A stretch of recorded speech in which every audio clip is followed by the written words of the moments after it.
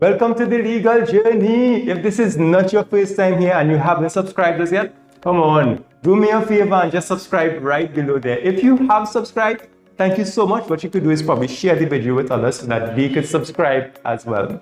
This video is a continuation of a video that I dealt with a while back, where I spoke about a young man who was shot by a police officer, and he filed a civil action against the state for 3 causes of action.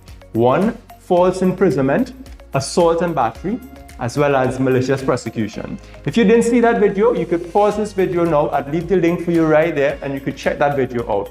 If not, you'll be able to follow still. So let's get into this video now. Based on the facts before the court had 3 major issues he had to resolve. 1, whether the police officers used reasonable force in effecting the arrest of the claimant. This really spoke about the aspect of assault and battery. Now, there was no dispute about the claimant being shot by the police officers. As such, it then shifted the burden on the defendant, the police officers, in proving that their use of force was reasonable in the circumstances. We'll speak about that throughout this video. The next issue that the court had to address was whether or not there was reasonable and probable cause for the arrest. This now speaks about the false imprisonment cause of action. The law in this area is that a person's liberty, once it's restrained, whether it be through the use of threat or force or confinement, that could amount to false imprisonment. Now, there was no issue again where the claimant in this particular case, he was arrested by the police officers. As such, it shifted the burden upon the defendant in proving that their arrest was justified. Now, the third part that the court had to address was speaking about malicious prosecution, where the police officers, they maliciously knew that the charges were baseless and there was no proper reason. It was just a fabrication against the claimant, and as such, it was deemed to fail. Now, the court had to address that last issue. So now that is the burden that the claimant had to prove that it was actuated by malice and there was no honest belief in his guilt. And as such, there was just a whole set of malicious prosecution taking place in this particular case. Now, that is the law and the issue that the court had to address.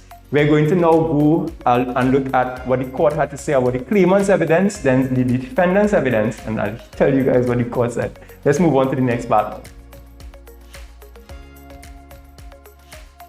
Guys, this case was unique because the only person who gave evidence on the part of the claimant was, guess who? The claimant. He called no supporting witnesses. So the court had to consider his evidence in chief as well as his answers under cross-examination and make a determination.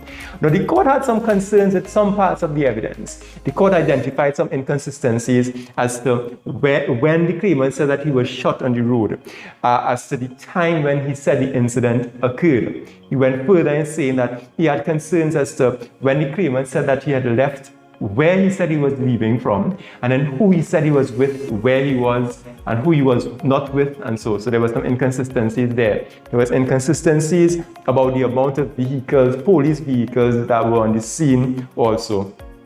The court said that, he had concerns about the exaggeration that the claimant was bringing forward about him being beaten by police officers at the hospital and being handcuffed on a bed at the hospital. The court said that there was no evidence to prove that, and he should have brought such evidence if it is that he was making that assertion, and that's reasonable. So the court now said that notwithstanding all of these inconsistencies, and there were some details that he would have forgotten, and so the court said that he has to be mindful that this is a fragile state of suffering for a person who has suffered a serious gunshot wound, and as such, it's excusable in him not remembering certain details of the incident. Now, there was no dispute and there was no challenge of the medical evidence that the person was shot, and that is what the court had to consider in making his judgment. So, while the court noted the inconsistencies in the evidence of the claimant, the court said that the evidence of the defendant and their case was even more troubling, and there were some unsettling features that he had to address. The court said that the evidence started off as though there was a bar drive, and then there was a serious criminal act by the claimant, a claimant who is a student at UTT and had no criminal records.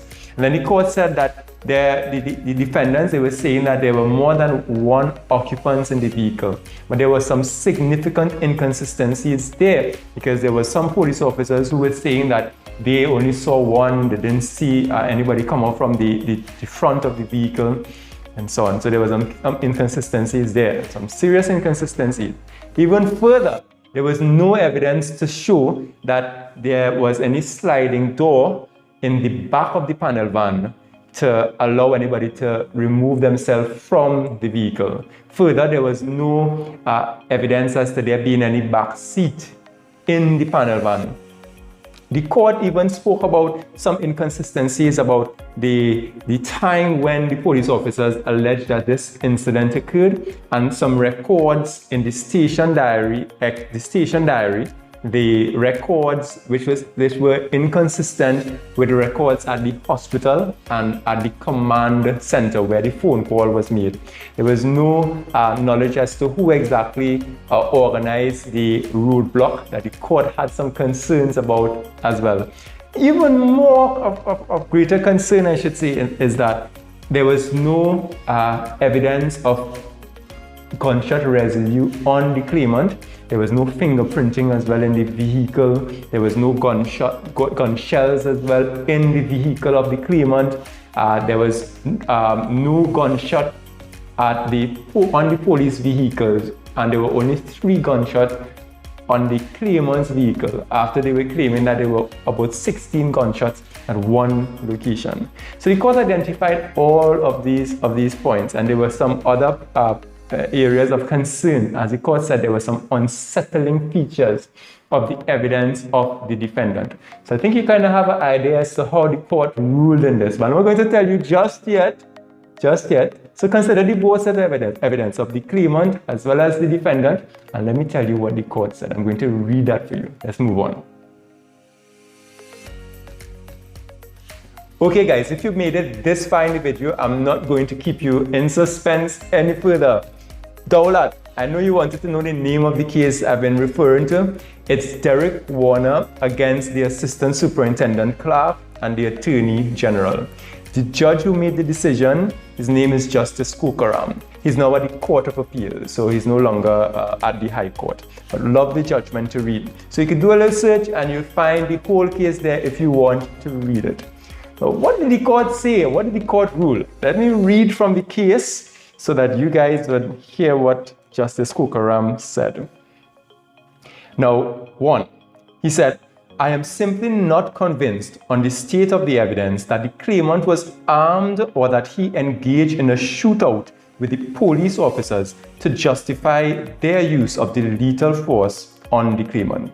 As such, there was judgment for the claimant on the assault and battery case. Secondly, the court said, I am not satisfied that anyone would therefore have brought to the claimant's attention the reason for his arrest when he was handcuffed on the evening when he came out of his car. Strike 2. So there was judgment for the claimant, the young boy, on the point of false imprisonment. What the court had to say about malicious prosecution. Now hear what Justice Kokaram said.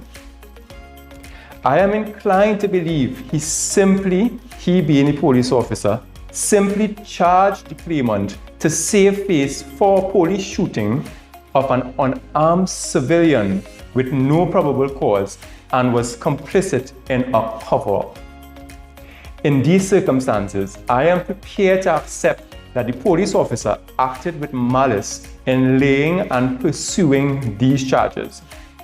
There were definitely not only no honest belief in the charge, but there's an indirect motive by the police officer to lay these charges, which is an abuse of the prosecutorial process and is incompatible with a desire to secure the interest of justice. It is an outright abuse of the criminal process to protect officers who acted recklessly. Now, this is what the court said. I didn't say this. I'm very strong words, Justice Kokaram. I'm strong words, but the court listened to the both evidence and all the evidence from both sides, I should say, and he made his decision. Yeah, he even went further and spoke about, should I really believe the version of the defendant? One might think that the evidence of the defendant is more believable, but it is an intricate police cover-up. He was speaking about where there was no motive to conceal the truth by the claimant being a student of UTT with no criminal records. But he said that rather it was about experienced police officers with their reputations on the line in an attempt to avoid embarrassment. So those were the judgment. That was the judgment and the words of Justice Kokaram in that particular case. Now, I believe that there's a lot of justice within our system, and once a person believes that they are abused by a police officer or any person in authority, there are various avenues that are available for such persons to seek remedies. The justice system is there to assist persons. So, you guys, I'm very thankful for you looking at this video. Share this video and look at my other videos if you haven't. And remember to subscribe, and you'll see some other videos about this and other areas of law. Take care for now.